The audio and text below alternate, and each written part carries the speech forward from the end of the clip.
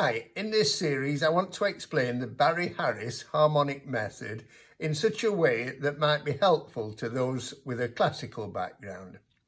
When we study traditional functional harmony, one of the first things that we learn about is what we call stock progressions. That's tried and tested chord progressions that work well over certain combination of melody notes. And one of the first ones that we learn is to harmonize the first three notes of a major scale, Do, Re, Mi, in the key of F major. That would be F, G, A. Going in either direction, you could have Mi, Re, Do. And we harmonize them with the tonic chord, that's chord 1. So if we played going up, we would actually usually play F major in first inversion, and then the dominant chord in second inversion. Now the dominant chord in F major is built on the 5th note of the scale, 1, 2, 3, 4, 5. It's a C major chord. And then we would go to F major in root position.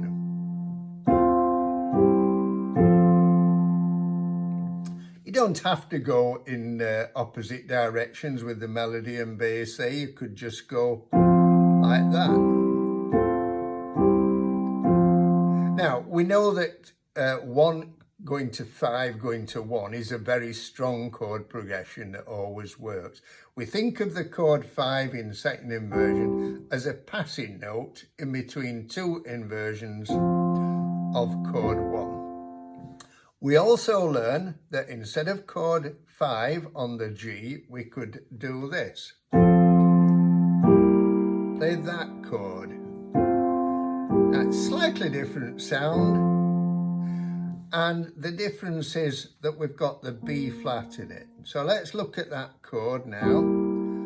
There are two G's, so I'm going to take the bottom one out, and then I'm going to rearrange the top notes, put the B flat up there at the top, and you can now see that that is in fact an E diminished triad, which is the triad that we form on the 7th degree of a scale, a major scale. 1, 2, 3, 4, 5, 6, 7. And it can act as a substitute for a dominant chord, because if you played those three notes and then added the note C below, we have a C7 chord. So a diminished triad on the 7th degree of a major scale can be substituted for a dominant chord. So once again, we can either just play a dominant 1, 5, 1, or 1 and then 7. That 7 chord, by the way, is in first inversion, going to 1B. Now, the Barry Harris Harmonic Method uses pretty well the same idea there. However, he would add a couple of extra notes. So on the F chord, the extra note is D, which makes it an F major 6 chord. On the G, you wouldn't just play a diminished triad, but a diminished 7th chord. So we've got an extra note, F6 again. And again, that could be played like this instead of going in contrary motion.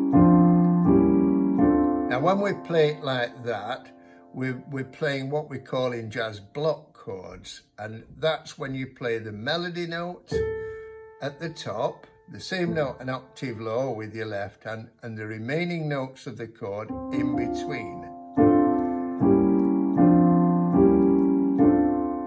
And again, you can hear that the diminished 7th chord substitutes perfectly for a dominant chord. And that's because if you look at the notes of a diminished 7th chord, put C below, you've got C7 with a flattened 9th. Now, Barry Harris takes that further, going right up the F major scale. Just before we do that though, let's just look at the diminished 7th chord, and you might notice that 3 of those notes, the G, the B flat and the E are actually in the F major scale. Just one note, the C sharp, is not in the F major scale. So what he does is create a scale, an F major scale, but with an added note, C sharp going in between C and D. And he gave that the name the major sixth diminished scale. Now the beauty about that scale is that you can harmonize every note alternating chord 1 as a major sixth with a diminished seventh chord. Chord 1, diminished seventh. Diminished seventh here on the note in between the fifth and the sixth. F major sixth again there, diminished seventh there. And it's incredibly useful to use that system when you're playing a standard which has parts of the melody where it moves in step. You wouldn't want to use it so much when it's moving in leaps, but when it's moving in steps, you can usually harmonize the notes alternating a major sixth or whatever kind of chord it was with a diminished seventh chord. So at the beginning I played Frère Jacques. Now let's look at the melody there. I played that in the key of F major. So we're starting off with the first three notes. So we just use F major sixth, diminished seventh, going back to F major sixth. Does that twice, and then we go once again F major sixth, diminished seventh, F major sixth. Does that twice. Now the next bit can be a little bit more confusing. First thing is we've got to notice that the melody, which up to that point consisted entirely of either crotchets or half notes, suddenly has 4 eighth notes in it. Now, if you harmonise every note with a chord, it would sound rather cluttered. You'd have to play an F major sixth there, then the diminished seventh. So instead, we just change the chords on the crotchets. So the D, I'm just thinking of it as a passing note. In traditional functional harmony, by the way, we give non-chord notes, just simply notes that don't belong to the chord, a lot of different names. We refer to unaccented and accented passing notes, appoggiaturas, we talk about escape notes, all kind of technical terms.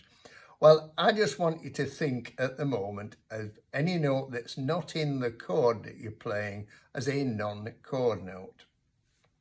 So we're playing the F major sixth there. Now, you might notice, by the way, I'm playing those two notes with my left hand. Before I played 4 notes with the right hand, 1 with the left. It's just simply this particular bit of the tune is easy to get your fingers round playing it like that. So I'm staying on the F6 chord there. Now when I come back to the C, I'm not harmonizing it with F major 6 again. I'm moving on to the next chord, the diminished 7th chord, and the C in the melody is played against it as a non-chord note, which then goes on to a chord note. Now, there's a kind of tension in that, but it's a kind of really nice sound. So, when you're playing the diminished 7th chords in the F major 6 diminished scale, you can actually use any of the notes that are in the F major scale but aren't in that diminished 7th chord. You can play against them and then move on to a note that is in the chord. So the C there is a non-chord note in that diminished 7th chord, but it goes on to a chord note. So Then we just go to F major 6, F major 6. Repeat that. Now, at the end of the piece, the melody leaps, so we don't need to think about diminished 7 passing chords there. Just go chord 1, again F major 6. Now you could just go to C7 there, back to F major 6. I played this, I just put a suspended fourth in, or often known as a C11. So